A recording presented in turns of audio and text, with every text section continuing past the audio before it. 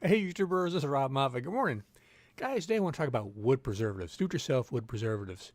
If you like making stuff, wood projects that are going to spend time outside in the weather, is there a low-cost, effective remedy that you can use to keep your hard work from rotting and getting fungus and mold on it from moisture, besides paint, stains, or epoxy? Well, there just might be.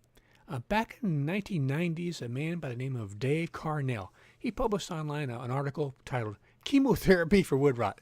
Dave was a chemical engineer. He worked with antifreeze, and he worked for Dupont company. He was a pretty interesting guy. His career spanned, I think, about 40 years at Dupont as a chemical engineer. And as a young guy, he actually served on a destroyer in the Pacific during World War II. But Dave, he experimented at home a lot with the homemade wood preservatives using ethylene glycol and a mixture of borates. Over time, he came up with a pretty good recipe, and he provided a very specific set of instructions on how a person can make a very effective do-it-yourself wood preservative. But as the years went by and he did more and more experiments, and he reviewed the wood samples that he treated, he eventually concluded that just plain antifreeze with ethylene glycol worked just as well as the chemical formula he created earlier with the borates. He claimed that, in his opinion, that the antifreeze penetrated faster and deeper than his homemade solution. Now, Dave passed away, I think, in 2010, 2011 at the age of 89. If you read the online forums that discuss Dave's work, you will find people who admit they never tried his method claim it won't work because they say ethylene glycol will dissipate in the air or when exposed to water in just a few days, make it basically a short-term remedy. And chemically, that's true. It will dissipate in air and water in X amount of time. However, there are a lot of people who tried his method using just antifreeze with ethylene glycol, as Dave did, and they claim to have gotten excellent results protecting their wood from rot and fungus and mold for years. Dave, in his comments and his writings, was always confident that ethylene glycol was absorbed into the cells of the wood and didn't just lie on the surface. And once inside the cells, they tended to stay there, which would lend support to why a lot of people claim to have gotten good results with the antifreeze. Now, ethylene glycol is toxic. It's very toxic. And one of the most dangerous aspects of ethylene glycol is that it's got a sweet taste.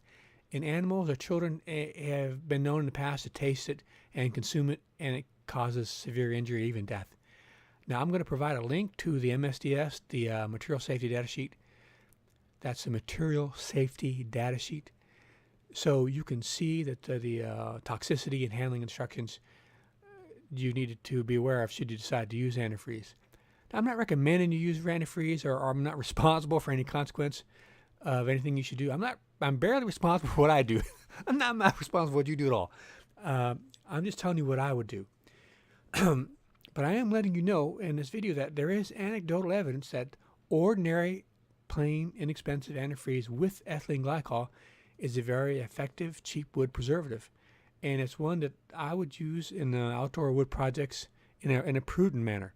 I wouldn't use it on wood that's in a closed space, like in a boat that's enclosed, or and something comes in contact with food or water, or if the wood later is going to be sanded or cut and it's going to release dust, it could be harmful. But if you're using it in a wood planter or on a porch steps or something, that's what I would do. There is some confusion. There is antifreeze that contains propylene glycol and doesn't have ethylene glycol. Propylene glycol is not the same chemical.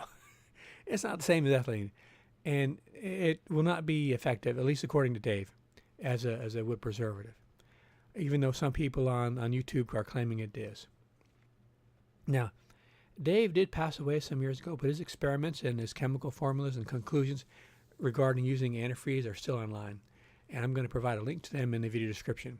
An interesting side note, Dave wrote that he suffered from a chronic case of athlete's foot under his toenail his whole life, and basically he didn't have a big toenail on one of his feet.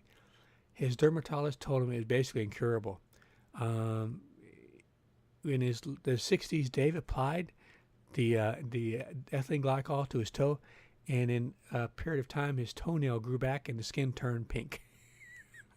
I'm not recommending you put antifreeze on your toe, but I'm just letting you know that was a little side note I thought was interesting.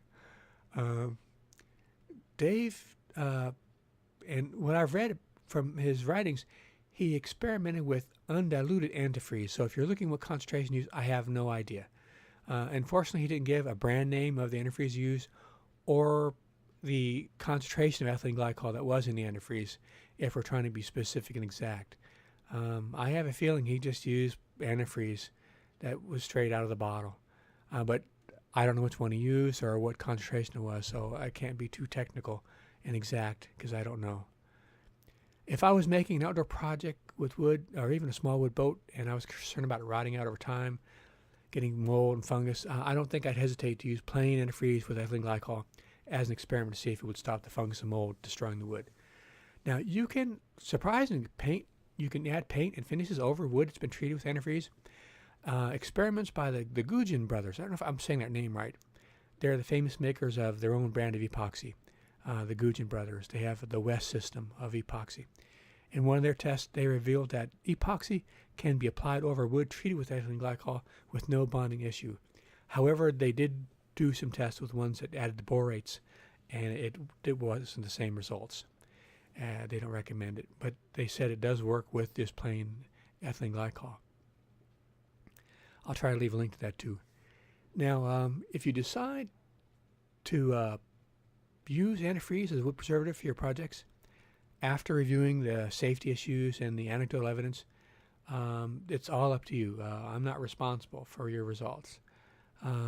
But if you've done this, or you've done this in the past, leave a comment. Let us know what your results are. So thanks for watching, guys. Hope this little video helps.